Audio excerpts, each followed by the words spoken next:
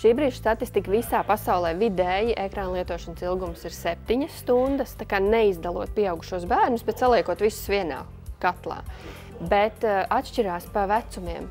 Bērni, mazi bērni lieto mazāk, pusauģi lieto no 7, 9 līdz pat 11 stundām dienā.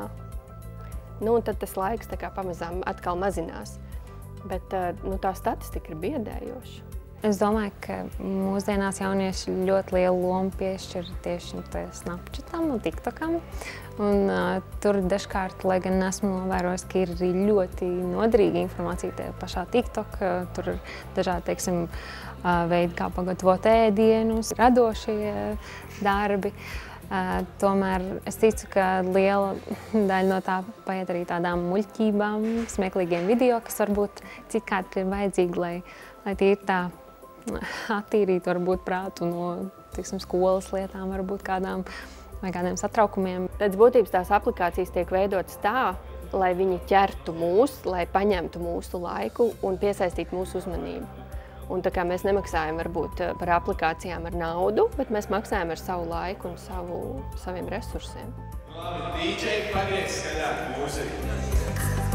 Dosimies.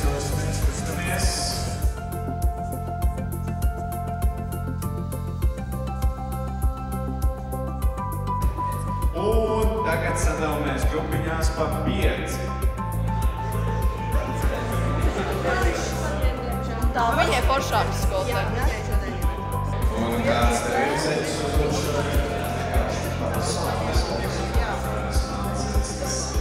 Burtiski kā lavīna ir iegāzies mobilais telefons, un es pati ar viņu ļoti bieži izmantoju stundām.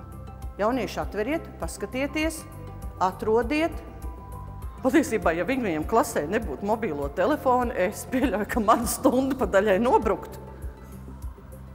Ja es gribu, lai viņi izmanto viņu. Un, protams, ir otra galējība. Tad, kad es absolūti nevēlos, lai viņi izmanto, tad mums ir visādi. Tad mums darbs tiek apmainīts pret mobilo telefonu, viņš nodod manā lietošanā mobilo telefonu, es viņu lietošanā savu darba lapu. Un pēc tam mēs atkal apmainām atpakaļ. Viedierīci var izmantot arī pietiekami kvalitatīvi, jo tagad arī, protams, ienāk jaunums ChatGPT izmantošana, ko es teicu arī jauniešiem, ka mēs arī zinām, ka viņi viņu izmanto. Un es redzu, ka tā ChatGPT nākotnē arī mums kā skolotājiem varētu palīdzēt. Viņš varētu arī atvieglot tādu, varbūt, konsultāciju darbu, jo tiešām es pati tagad tikai mācos, apgūstu, kā viņu izmantot produktīvi un stāstu arī skolēniem. Bet tiešām tad tur arī ir vajadzīga tā viedierīce, bet tas, ko jaunieši neprot, viņi neprot sabalansēt to laiku.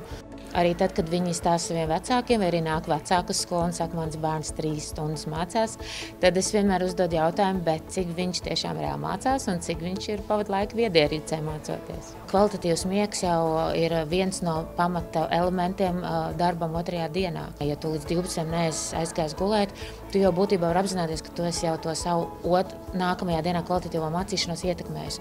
Un īstenībā es vecākiem ļoti ieteiktu, ļoti liela daļa jauniešu ļoti ilgstoši sēž telefonā un naktīs, un vecāks saka, bet es jau tad guļu, un kā man to kontrolēt?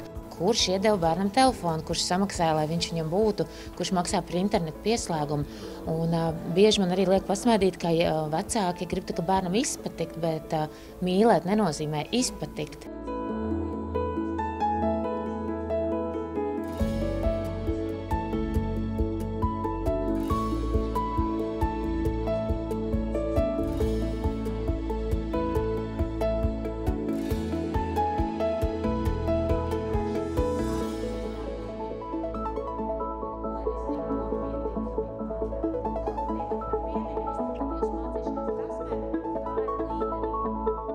Šī neaizliedz, bet aizvieto projekta galvenā doma ir tajā, ka atrast arī neliederīgi izmantotā laikā kaut ko liederīgu.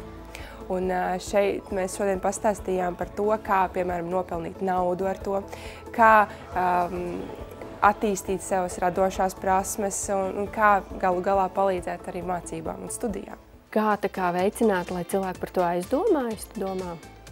Es domāju, ka šitāda veida pasākumi ir jāorganizē daudz vairāk un daudz biežāk un ir jāaicina uz sarunām, uz diskusijām. Lai veicinātu to, ka cilvēks sāk apzināties, ka tas, ko es daru, varbūt nav līdz galam labi. nezinu, tad, kad man ir uztraukums, varbūt nav labākā lieta iedot vai paņemt telefonu. Protams, es nejutīšu uztraukumu vairs tajā brīdī, bet ilgtermiņā es neiemācos nekādas prasmes tikt ar savām emocijām galā. Mūsdienās jaunieši ir ļoti zinoši, bet svarīgi ir ievirzīt viņus pareizajā virzienā.